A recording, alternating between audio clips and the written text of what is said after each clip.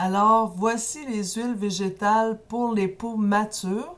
Bien sûr, je n'ai pas mis toutes les huiles végétales parce qu'il y en a encore quelques-unes de plus, mais je vais mettre quand même les plus importantes. Alors, il y a l'huile d'argan, d'argousier, d'avocat, de bourrache, de calophylle, de chanvre, de germe de blé, de jojoba, macadamia, noisette, noyau d'abricot, olive, onagre, pépins de raisin, rose musquée, son de riz et figues de Barbarie. Alors, l'huile d'argan, c'est une huile qui redonne élasticité et souplesse à la peau. Elle neutralise les radicaux libres et lutte contre les signes du vieillissement cutané. Elle aide à régénérer le film hydrolipidique cutané. Elle limite les effets des agressions extérieures telles que le froid, le vent et le soleil. Ses propriétés sont régénératrices, cicatrisantes, raffermissantes, protectrices, assouplissantes, adoucissantes, nourrissantes, restructurante et tonifiante. Maintenant, l'huile d'argousier, c'est une huile qui contient 30 fois plus de vitamine C que l'orange. Elle est très riche en vitamine E, en caroténoïdes, en oméga 3 et oméga 6 et en phytostérol. Cette huile est un anti-âge puissant. Elle stimule la production du collagène, régénère et répare la peau tout en la nourrissant et l'hydratant. Anti-inflammatoire et cicatrisante, elle atténue la rosacée, l'acné, l'eczéma et le psoriasis. C'est un activant à la restructuration de l'épiderme. Elle régularise la production de sébum, donne un effet bonne mine à la peau terne et contient un filtre solaire naturel. Maintenant, je vais vous expliquer parce que sur le marché, il y a deux sortes d'huile d'argousier. Il y a celle à partir des pépins de la baie d'argousier. Il y a aussi l'huile végétale à partir de la baie du fruit d'argousier. La différence, c'est que souvent, au niveau de l'huile végétale de pépins d'argousier, on va la retrouver sous forme d'extrait CO2. Et si on l'utilise, on trouve l'huile végétale à partir de la baie du fruit. À ce moment-là, il ne faut pas mettre plus que 1% dans votre préparation de crème ou de sérum. Pourquoi? Parce que le fruit, lui, il va avoir un pouvoir d'aller teinter la peau orangée et de tacher. Donc, on la met en beaucoup moins grande quantité, l'huile végétale qui est à partir du fruit, que l'huile végétale à partir du pépin. Donc, moi, je préfère utiliser celle qui est à partir du pépin de la baie d'argousier. Et maintenant, on a aussi l'huile d'avocat. Elle est assouplissante, hydratante et très douce. Elle redonne élasticité et confort à la peau. Régénératrice, restructurante et tonifiante, elle est une alliée pour lutter contre le vieillissement cutané. Réparatrice, calmante et protectrice, elle protège contre les éléments extérieurs tels que le soleil, le vent et le froid. L'huile de bourrache. Apaisante, elle soulage les peaux irritées et fragilisées. Elle convient spécialement aux peaux matures puisqu'elle retarde le vieillissement cutané et atténue les rides. Régénératrice, adoucissante et assouplissante, elle redonne élasticité et tonicité à la peau. Réparatrice, c'est une huile végétale idéale pour conserver la jeunesse de la peau. L'huile de calophylle ou de tamanu. Elle est riche en actifs apaisants doux, fluidifiants puissants. Elle est réputée pour tonifier la circulation sanguine. Elle favorise l'élasticité et la régénération des tissus cutanés. Ses propriétés sont anti-inflammatoires majeures, régénératrices, cicatrisantes, circulatoires, antalgiques, tonifiantes, réparatrices, purifiantes, apaisantes, fluidifiantes, sanguines, anti-inflammation et antalgique doux. Elle est aussi anti-infectieuse. L'huile de chanvre. Elle prévient la déshydratation en maintenant le film hydrolipidique de la peau. Ses propriétés antioxydantes protègent la peau des radicaux libres. Elle régule la production de sébum et elle lutte contre l'apparition de comédons. Très pénétrante sans laisser de film gras. Elle redonne élasticité à la peau. Ses propriétés sont adoucissantes, anti-âge, anti-inflammatoires, cicatrisantes, hydratantes, régénératrices, raffermissantes, réparatrices, revitalisantes, calmantes et émollientes. L'huile de germe de blé. C'est une grande source d'antioxydants puissants. Elle lutte efficacement contre les signes du vieillissement. Très riche et nourrissante, elle est remarquable pour les peaux sèches ou déshydratées. Anti-âge et raffermissante, elle protège et maintient l'élasticité de la peau. Ses propriétés sont régénératrices, apaisantes, adoucissantes, anti-inflammatoires et elle contient un filtre solaire naturel. L'huile de jojoba. Elle protège de la déshydratation et freine les pertes en eau de la peau. Sa composition est similaire à celle du sébum de la peau. Elle pénètre sans laisser de film gras en surface et elle régule les sécrétions de sébum. Elle maintient la souplesse et l'élasticité de la peau et lutte contre les signes du vieillissement cutané. Elle aide à lisser et raffermir une peau qui devient flasque. Ses propriétés sont adoucissantes, assouplissantes, calmantes, régénératrices, protectrices, rééquilibrantes, nourrissantes et réparatrices.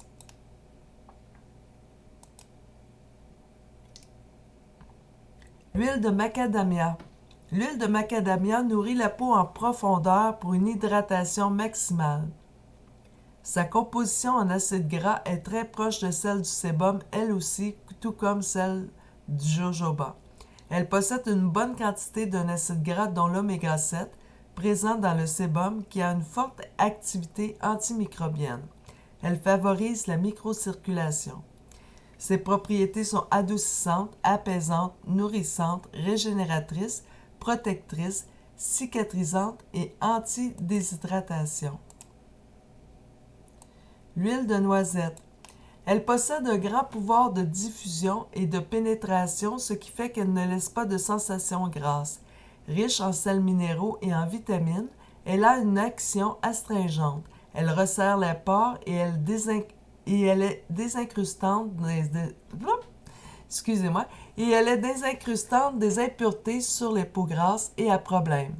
Elle apaise les rougeurs en stimulant la circulation. Elle contribue à éliminer les comédons.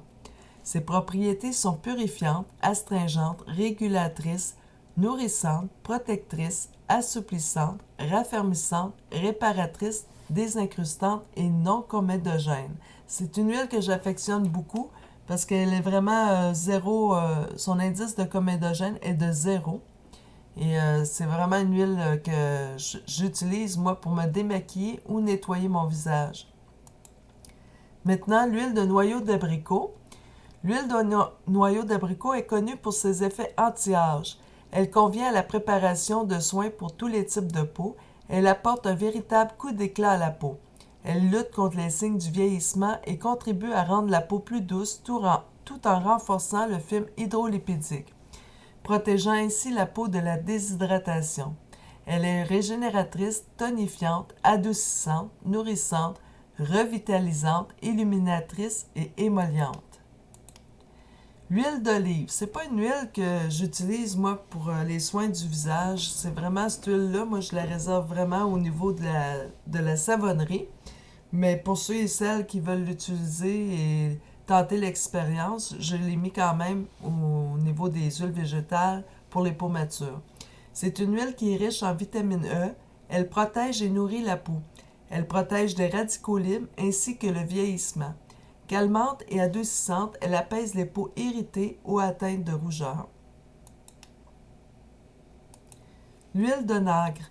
Elle est restructurante, régénératrice. C'est une huile anti-âge excellente.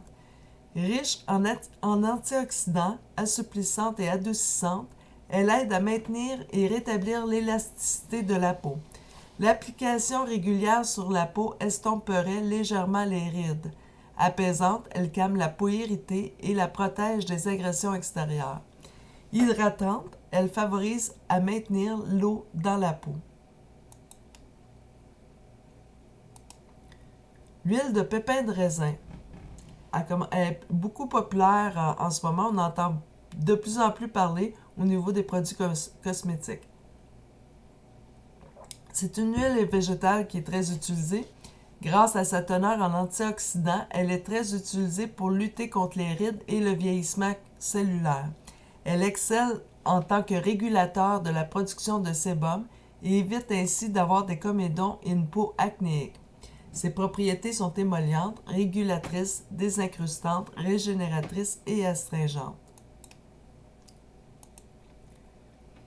Rose musquée. Très riche en caroténoïdes, elle est connue pour son action anti-âge exceptionnelle. C'est l'actif idéal pour nourrir les peaux sèches et sensibles, lutter contre les rides et les cicatrices. De nombreuses recherches montrent qu'après application régulière de cette huile, la texture et la coloration de la peau se sont améliorées. Elle est particulièrement réputée pour améliorer l'aspect des peaux marquées par le temps ou le soleil et atténue les taches brunes. Donc, les taches de vieillissement, elle est excellente à ce niveau-là. Pour ce qui est des taches de rousseur, je ne pourrais pas vous en parler parce que je n'ai jamais tenté l'expérience avec cette huile-là pour les taches de rousseur. Les propriétés sont cicatrisantes majeures, régénératrices, assouplissantes, antipigmentaires, réparatrices puissantes, assouplissantes, tonifiantes. Et en passant pour l'huile de rose musquée, elle est hautement comédogène, donc on l'utilise dans nos préparations, mais à un faible pourcentage. L'huile de sonderie. L'huile de sonderie, c'est une huile qui est très douce.